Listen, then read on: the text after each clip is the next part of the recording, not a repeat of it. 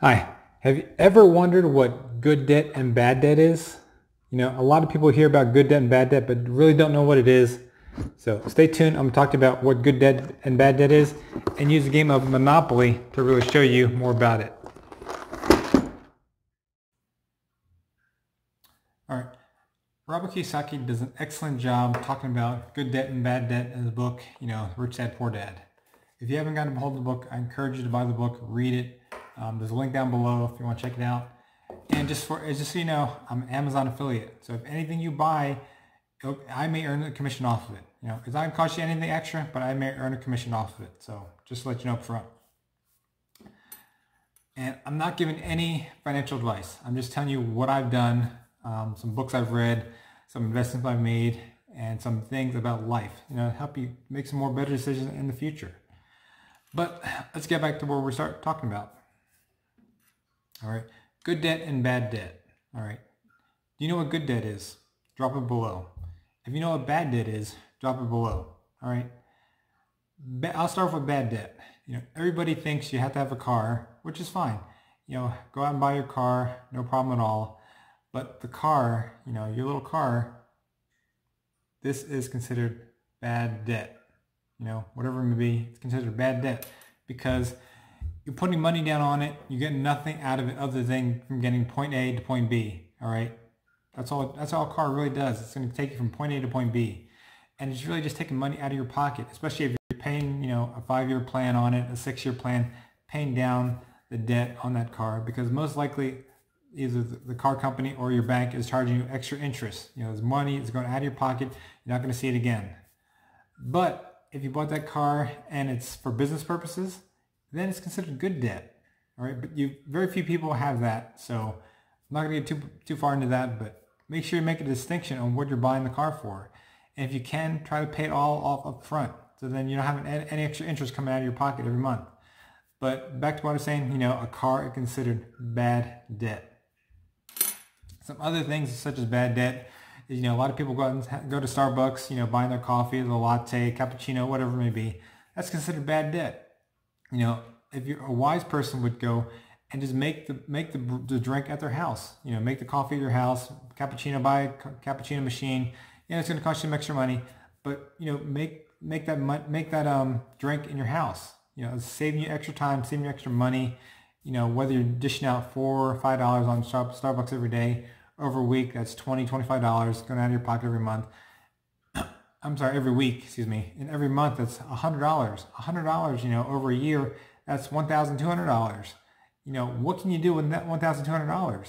All right, if you bought the cappuccino machine or coffee machine, and you bought the items to make it, it's going to cost you a lot less.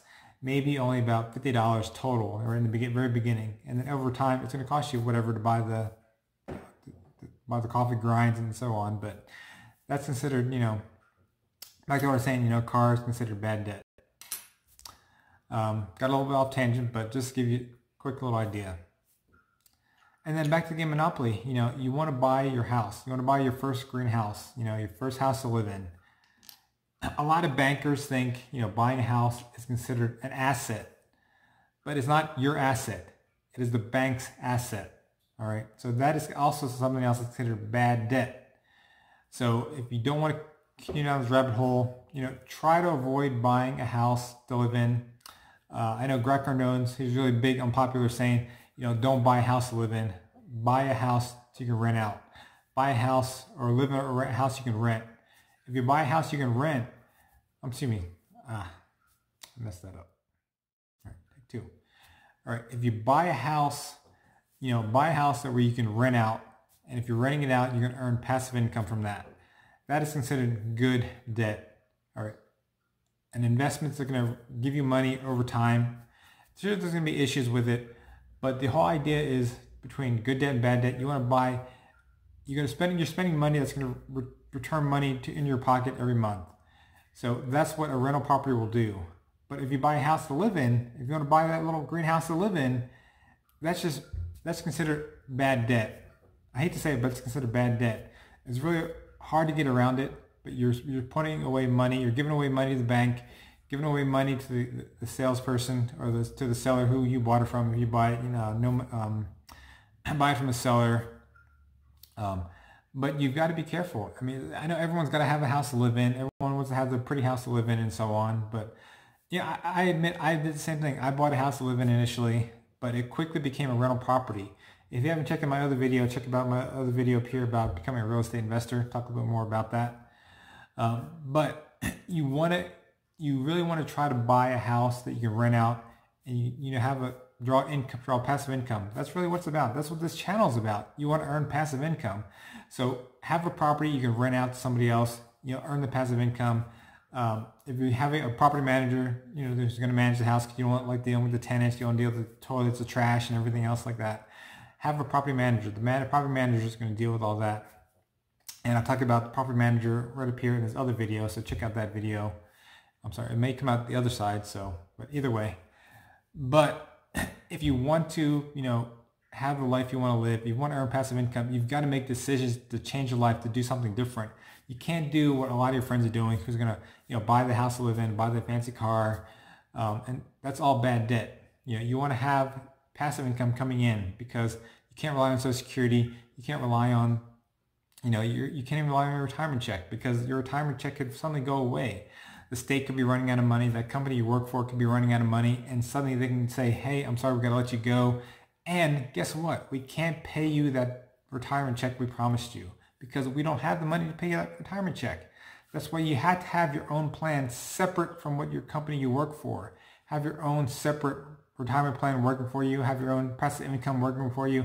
Have that money come into your pocket every month because that's something you can guarantee. You got to have little things to work around, have it work out for itself, but you've got to have all that work out for the best of your ability, okay? And if you can move up to the next scale, move from a house into the hotel, this is a hotel, but in this case, I'm just calling it like an apartment. If you have apartments, own an apartment complex, that apartment complex is going to pay you money. It could be a duplex, it could be a fourplex as well. Something else is going to draw in extra money. I'll talk about more of that in a future video, but that's what you want. That's the goal to get to. You want to own, a duplex, a fourplex, a small little apartment, and eventually a bigger apartment. That's where I want to go. That's what I'm going to get to. But you want to have that good debt work for you and make you extra money. It's going to come into your pocket every month. Yes, you got to have your house. You got to live in, which is fine. But you want to have that extra passive income, which is good debt that's going to work for you and not against you. Because the house you live in is going to be debt against you, bad debt. It's not going to pay you the best. But you want to have a place to live in. But if you can, maybe even rent, maybe even, possibly move out. If you live in your house now, move out and buy the house you want to live in. Buy a rental you want to live in. And then buy a house you want to invest and have other people pay for that property. Because that's what's going to happen. The other people are going to pay for your rental property. They're going to put cash in your pocket every month. You've got to figure out how to do that, how to get there, all right? You've got to make changes to your lifestyle. It's always tough. It's not easy. It's not something you can't do overnight. You've got to sit down and talk about it, especially if you're married. You've got to sit down and talk about it with your spouse. Figure out how you're going to make it happen. How are you going to make it work? Where are you going to buy that property at?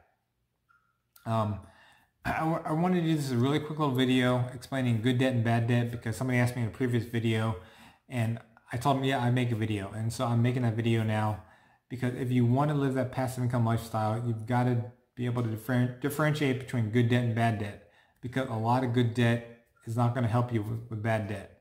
A lot of bad debt is not going to help you with good debt. You've got to learn what the two mean and figure out what you're doing in your life. What are you doing in your life where you're spending extra money in bad debt that you can switch that to good debt in the future? What is your plan to get there? Make a commitment, make a goal to get there.